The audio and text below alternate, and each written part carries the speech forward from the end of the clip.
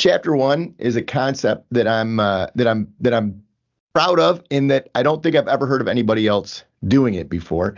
I did it in both books, but the concept is that you as the entrepreneur and you as the leader of your business are the most important ingredient in your business for the success of said business. So people do tons of due diligence on a business before they go and before they launch, and they research everything, right? They research capital structures, they research all kinds of data in relation to the consumer, real estate, whatever you can think of, people will do reams of due diligence on, except they leave out the most important piece, which is due diligence on themselves as the leader. And the point being that you, as the entrepreneur, as the leader, you need to be aware of what your strengths are, what your weaknesses are in relation to the business. So, the concept here isn't whether you should or shouldn't start a business. The concept here is understanding how you're going to impact the business so that you can leverage your strengths and so you can mitigate your weaknesses and get some support around your weaknesses. So the idea of chapter 1 is just beginning to understand maybe what your strengths are, what your weaknesses are in relation to business startup.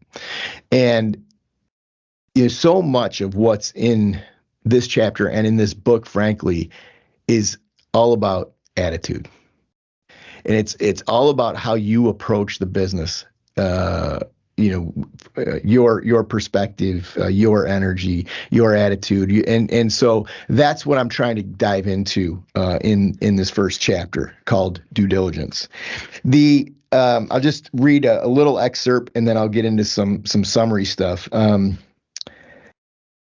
Within any given year, close to 1 million people start a small business in the United States. Sadly, at least 20% will be gone in year 1, 64.3% will be out of business in 10 years. More remarkably, just 0.04% will reach $100 million in sales. Out of approximately 550,000 startups with employees, only 125 to 250 companies will reach that level. Odds of success are low. As my good friend Dr. Green likes to say, it isn't all sushi and puppy parties. You accept it, you understand the statistics, you know the risks, and even with all the naysayers, you are ready to make the leap. What next? This book is an invitation to come and sit in my backyard at my picnic table. You're drunk with enthusiasm. You accept my invitation to fly to Ann Arbor. The barbecue is on the grill. My dog is chasing bugs around the yard. My beautiful wife is serving up her cucumber salad. It's driving you crazy. You're dying to dive into it. So let's get down to business. I reach over, I grab a mirror. I ask if you're ready to engage in the most important conversation in your professional life. I ask if you're ready to start the only process that matters to the success of your new business. And of course, yes, of course you are, right? We're going to start the due diligence process. Due diligence on you. I hold up the mirror in front of you, and you have to look at yourself. And that to me is a whole bunch around sort of personal responsibility and how your attitude and your approach to the business is absolutely, is critical. So the idea too is to understand and know how you're going to impact the business. What is going to be your natural way of impacting the business, both positively and negatively? You have to evaluate your strengths. Nobody has strengths and weaknesses. Nobody has a full toolbox, right? Nobody is the quintessential entrepreneur that has everything. And so understanding what tools you need to add, understanding what tools you need to sharpen, understanding which tools are super powerful in your toolbox is what we're going to try to accomplish in chapter 1. And so there are 11 points I hit on in chapter 1. I'm not going to take on all of chapter 1 today. I'm just going to hit on the first 3. But again, you'll note as I go through these that most of these, if not all of them, are attitudinal, right? And so the first one is this concept that I write about called make friends with the boogeyman. And, the boogeyman is something in business startup that is just a normal way of life. And it isn't a matter of if it's going to happen. It's a matter of when it's going to happen. And it happens like almost on a daily basis. And when that's going on and you're getting, poked in the eyeball and kicked in the stomach as you plod forward, you have to maintain the most positive outlook, the most positive attitude. And if you're easy to sort of, blame others, curl up in the ball and shy away from adversity, if you aren't ready to take on the boogeyman, the proverbial boogeyman, every single day in your startup, I recommend that you evaluate that, right? And then the second one is and this is something that took me a long time to learn. Not sure I've entirely got this one straight yet, but the thing takes longer than you expect.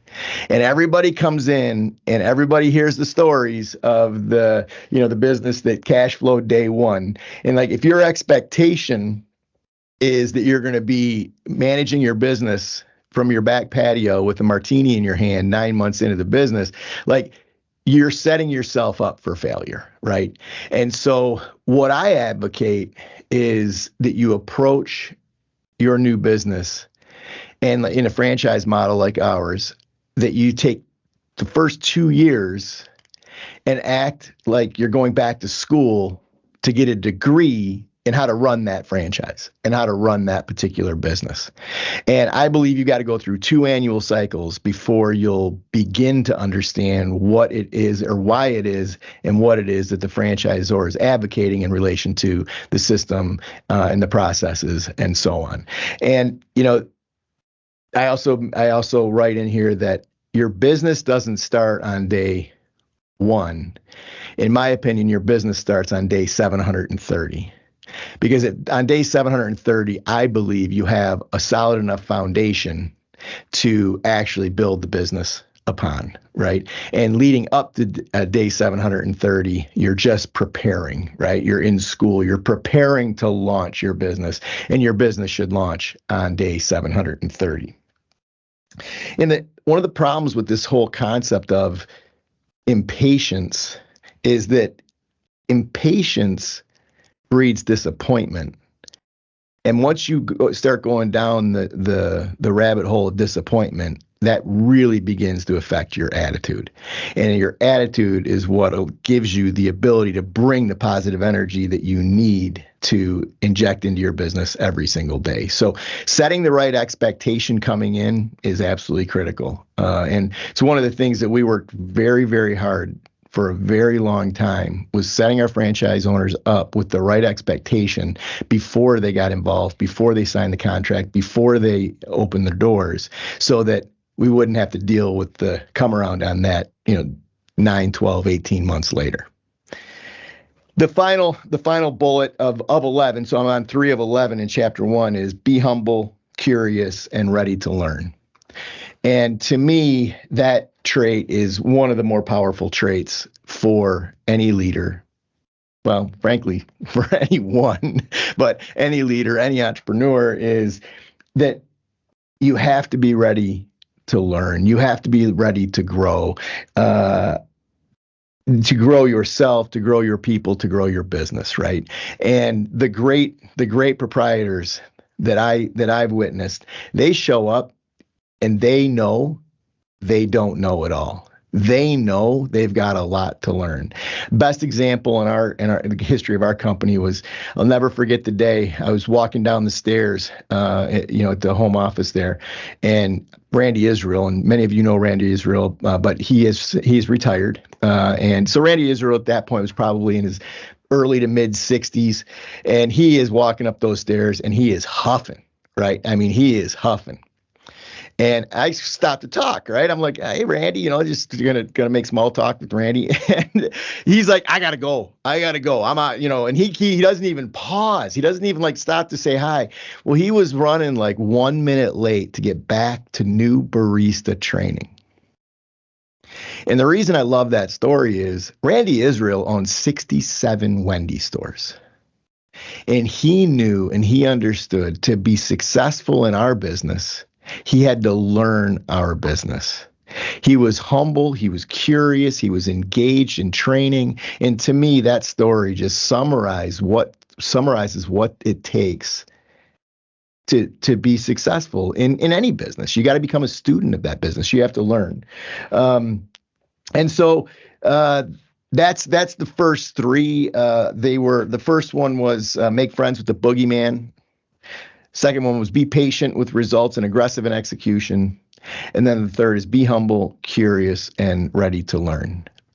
So those are the first three. I will get into I'll do the next three or four the next time I'm on. So that's it. That's a wrap for me. Thanks, Therese.